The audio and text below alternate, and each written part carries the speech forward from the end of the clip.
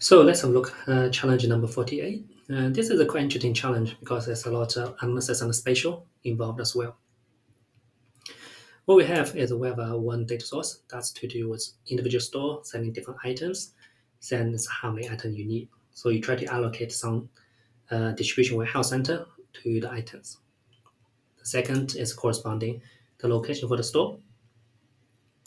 The third and the fourth pair is the one for the warehouse. So you have three different warehouse main, second, and the third, some items, some count. And then you have a corresponding location. What we're looking for, we have some kind of condition. So each location can only be supplied by the nearest warehouse. So make it a bit easier. Generally, if say you do optimization, you may be more interested to first definitely want to get the warehouse supplied, but you probably want to minimize the distance traveled. So you may want to see, okay, some items may not have enough supply from the near warehouse. You probably need to go to the second warehouse to handle it. There's some kind of logic prioritization in the allocation. So we're going to sort by the required column. Questions wise, we have looking for some store has the most met, uh, had the most units allocated. So all those information can be done after to the drawing for each. That's it. I think the first thing, because we have space, let me just see. So they care only the store. Yeah, so we don't need actually the city and state information. With a spatial, so let's actually handle the match between the store and the warehouse because we want to care to the nearest wrong two. We don't care the nearest match. We need to create spatial points first.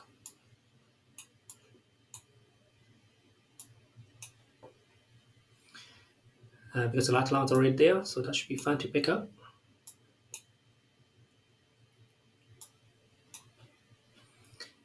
Once we get the points, then we can probably find the nearest.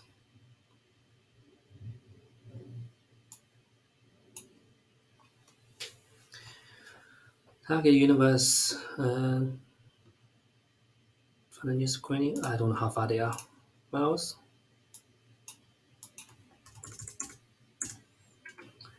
So you try to do is probably for targets. For each universe, each can target.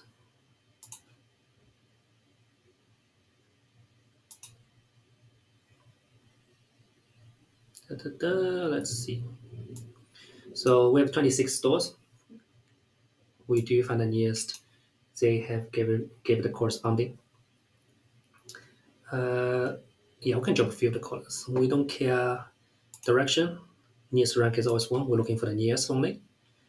In terms of the information, status city we don't need. Lat long has been used up. Seamless thing for the below state for the warehouse don't need lat long is used up. So let's run again to simplify the output a bit.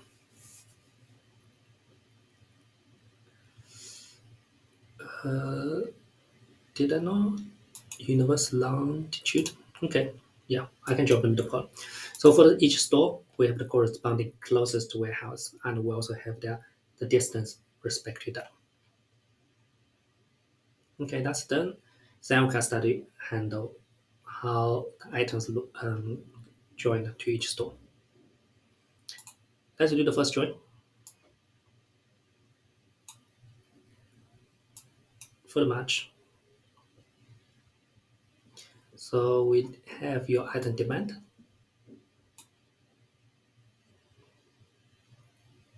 We're going to join on the store number. So store one, you have corresponding items for the store one and the corresponding required amount. So for the right side, we just don't need store centroid.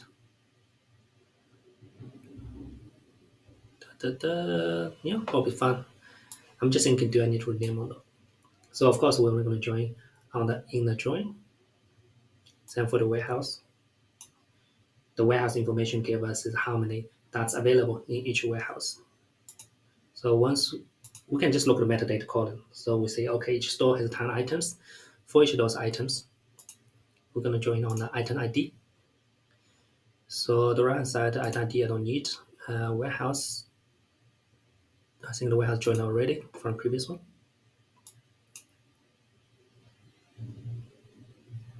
Oh, actually, I think I probably need to join on the warehouse as well.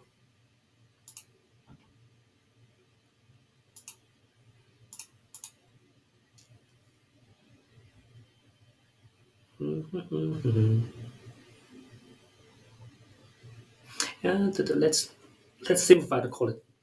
I think we probably don't need the centroid. Centroid only used to find distance. Distance. We already used that to find the distance. We don't need it. Store A closest is the main warehouse. The distance that your item you required. Yeah, that's what we need. I probably need to join the warehouse level. To me, every time you see repeated name, usually I would think, okay, I probably need to join on those turns rather than just skipping.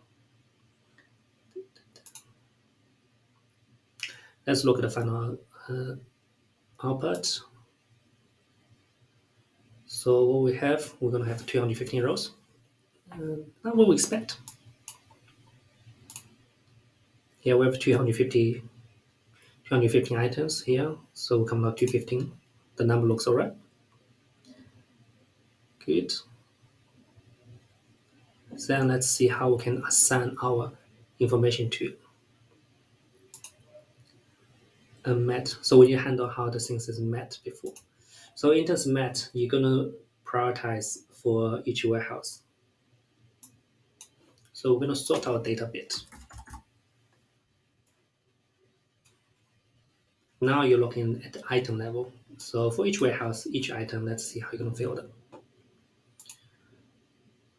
So for example, I can see for the warehouse, you have main, second, third. Then we're gonna sort in terms of the item. How do you sort the item? And looking depends on how many they're looking for. So we're looking for the required for the item. We're looking for the item first. So I'm looking data. So for each warehouse, for each item, let's change color. I want to sort my required. I want to fill the one that has the most requirement first. Hence, I know which store to send to first, etc. to filling out. Then I want to sort my required. It's a descending order.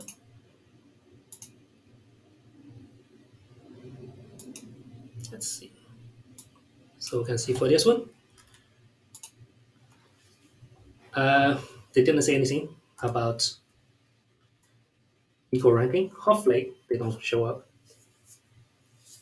But otherwise, we'll be able to do fine. So for warehouse 1, for item 1, we send it to store F, then store J, etc. We go down the list. For item 2, we send it to R first, then send it to H next. Okay, that's fine. We'll get our pretty much the main data set ready. So the question is, which store item have the most unmet supply? For this, I think we can do a rounding total actually to check. Not very often use this tool because quite often I can just use my multi-row formula. Group by. So we're looking for each warehouse. For each item, we already sorted. We want to calculate how many required. So we can use the running total required as a filling the order to see. So for example, we can see number 1. The first one you need a 71 item, 142. The last one you need is 513. So you know the last one is being fulfilled because we have a supply 824 in total. If we go number 2, so we're looking for some kind of negative numbers. Do we have negatives? Oh no. So we're looking for, so we're looking for something like that. T number 8. Nope, number 8, number 9, like this. So, for example, from the third warehouse, we try to supply item 9. You have in total only 21 available in the warehouse. You got to send off to each and you got to fill the order. Now, of course, in the first order, 76, you can fill 21, so you have probably 45 missing. Everything after that, nothing filled. So probably X is 68 is unmet, will be, yeah, XT unmet.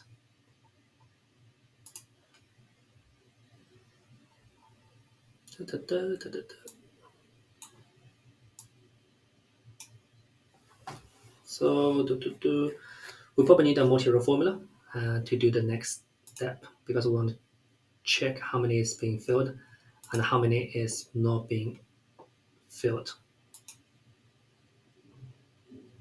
Mhm.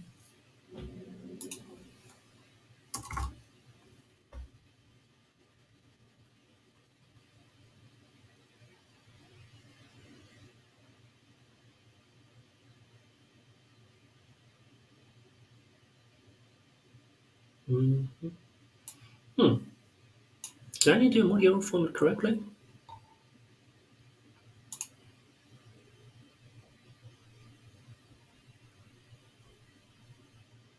So I'm thinking is I need to do multi-row running total is so this minus that if it's positive I filled my order. Second row difference. So if all my difference, yeah, I probably don't need a multi-row. I can probably just do a difference first. Let's see.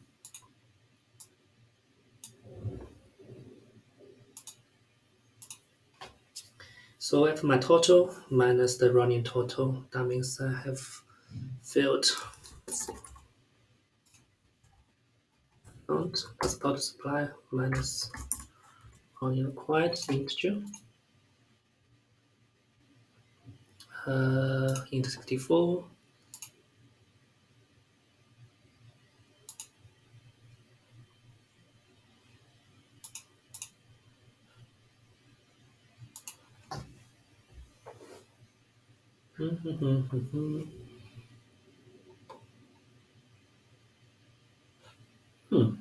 Let me just stop for a minute. Let me think.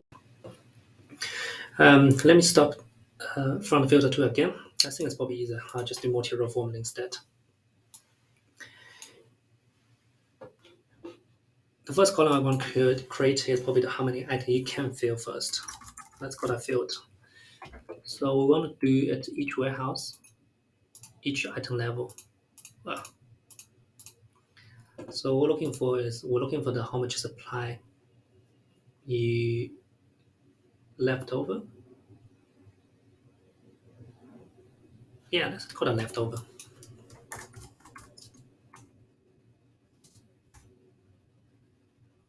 So still left. Let's call it still left. So every time you fill up one order, going down left, do you have enough to fill the next one, etc. You keep track of the running down number.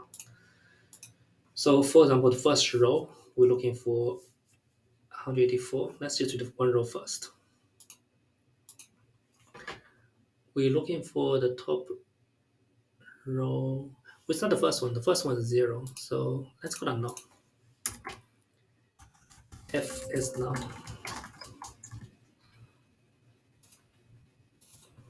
So we try to check how we start in the first row for each item, each warehouse combination. So you're looking back one row, is any left over, still left the cell? The answer should be no, because that doesn't exist. Then you are the first row. Then I can do my current count. So you are the first entry minus current required. Else if is we do the first mass, then you probably get like 753 left. So we can do the next 753. Else if still left is great equals than the current required. That means I can fulfill your amount. So I'm gonna do left amount minus the required amount. Else if. So that's when you still got enough item left.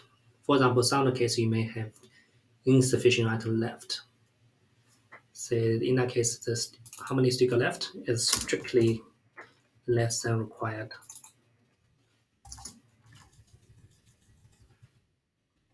Let's put an and still left is greater equal than strictly greater than 0. Let's see. So you have some patch item left. You have 25 left. You want to fill 50 order. That means what's the best you can do? You can just use whatever that's still left to fill it. The last case is when the still left is less equal than 0. In that case, you can fill nothing. So you just call that 0. And if else if then else if Mr. Z here. Else if this is crane, then that blah blah else if crane and that, then let's check. So handle the first one, handle item blah blah blah. So all the positives should be looking okay. We're looking for the thing where you have zeros to see if it makes sense. Like this one, I still got 14 left. You need a 29.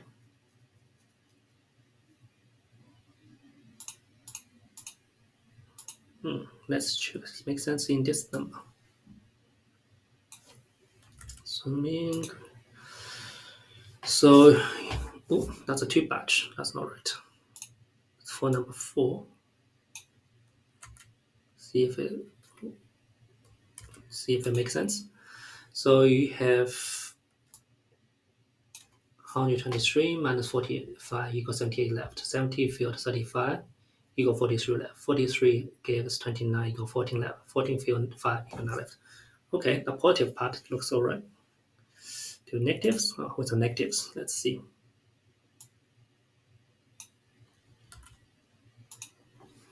So the first batch already, we have, we're looking for the one above as well. Let's zoom in. Zoom in. Okay. You have a 34 in total supply. You want to fill the first order, which is 56. Can you fill it? You cannot. You already get a negative. We need to worry about that absolute value.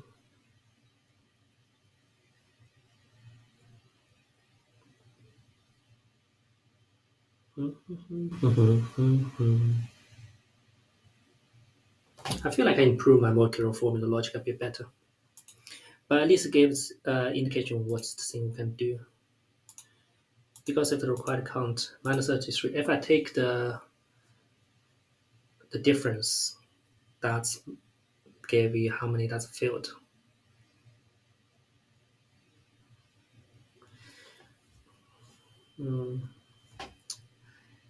I can get an answer, but I'm just not very satisfied with the logic. We can check the things. If we have a positive still left, that indicate the corresponding row is 100% fulfilled. We can fulfill fine.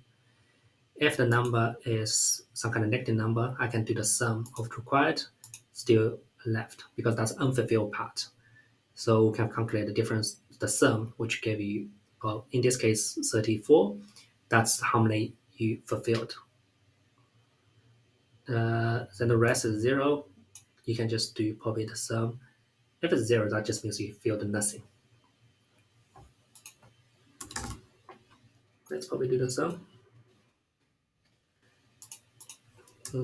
Fulfilled.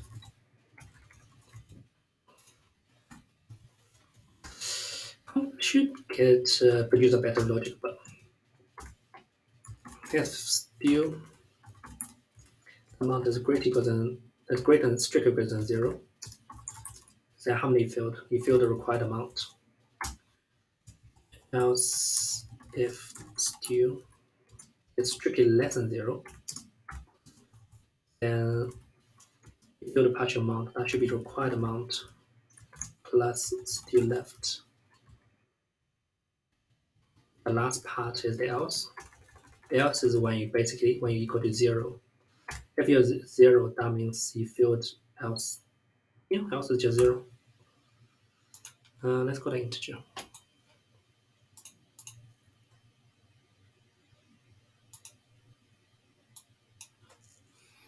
So for those guys above, you fulfill the full amount. For the negative part, you fulfill the partial amount. For the 0, you did absolutely nothing. Okay, that's fun. So you can do the math for unfulfilled. It's a bit overkill on the columns, but fulfilled, not fulfilled. That should be the required minus fulfilled.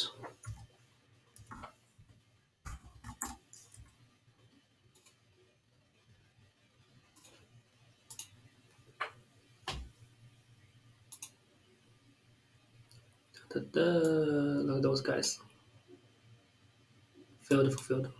Yeah, those are the two columns we need to handle different questions. So the first one is which store item has most unmet supply. So in that case, we can say we want to sort by the unfulfilled amount. Sample the first one. So not fulfilled amount descending. Sample first. So let's see what do you have. So it's a store X item 9. You have not fulfilled the 16 8 orders. Yes, that's what you get. Which item most allocated?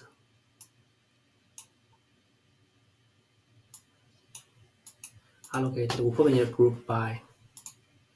So one group by the item. So for each item, group by amount fulfilled amount, let's add up. So we have the total sum. We're looking for most. So we're going to sort. We're going to sort by the fulfilled amount, the most amount fulfilled, descent.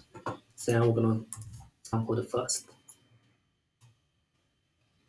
Select the first item. So item 7, you have 1000 plus item being fulfilled. Okay. Based on the cumulative distance traveled,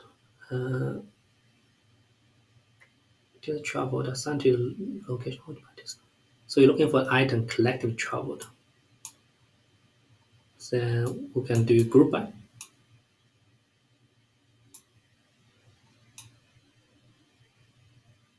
Do they need to adjust how many items that is?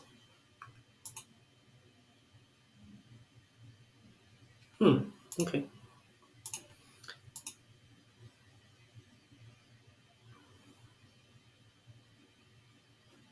Let's just do some distance. Your different item has a different amount. If you have 10 items travel 100 miles versus one item travel 1,000 miles, does that equal to each other?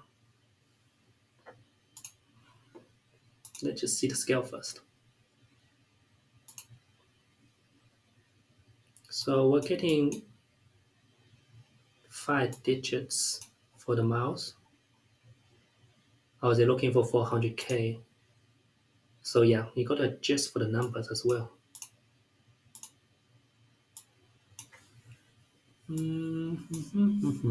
Let's do a formula now.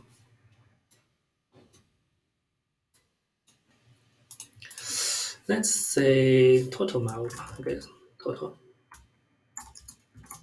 miles. So that's how many, presumably how many items fulfilled times the distance miles. So this is about give you 334K. You have 10 items. That gives 364. Yeah, that's about 6 digits. It probably makes sense.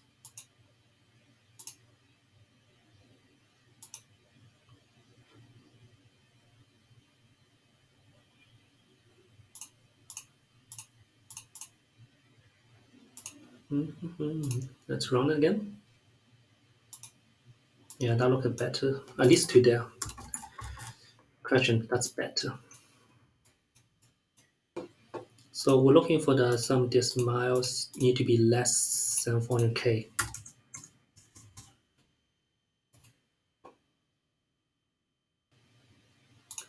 So we have 4 items, 4, 6, 9, 10. 34, 38. Yeah. Oh, 4, 6, 9, 10. Question item 9 is 303.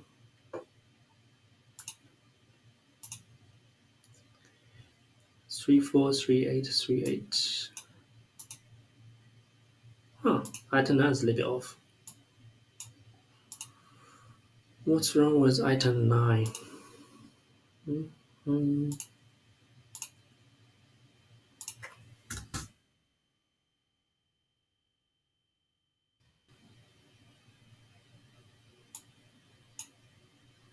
Item 9, I guess 38. I overdid the math. There's something that's not right.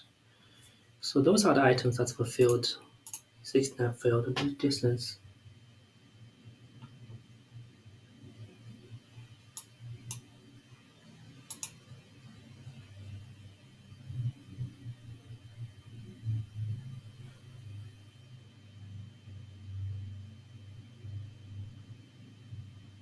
Hmm. Um, we don't have the breakdown, so that's something you probably go back to data quality check to see what's maybe the potential issue of calculating, because other items seems to right, so they probably picking the right warehouse. If the item 9 is not either, the first distance is a mismatch. Hmm, let's have a look. Filter.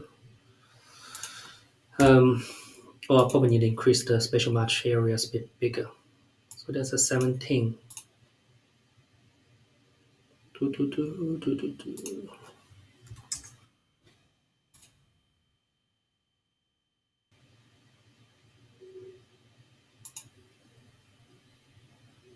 Hmm.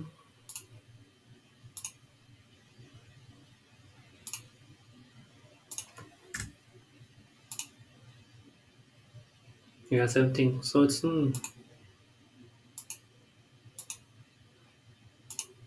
yeah, not entirely sure why there's a mismatch on 99. But that's something I would probably go back, go through workflow to check against probably the correct answer to see why that's the case. If they have a less distance, that indicates either I calculated my fulfilled amount wrong, or they are matching the incorrect warehouse for. I thought about it, but yeah, that's something we'll spend more time to check out. But other than that, that's the main workflow for number 48.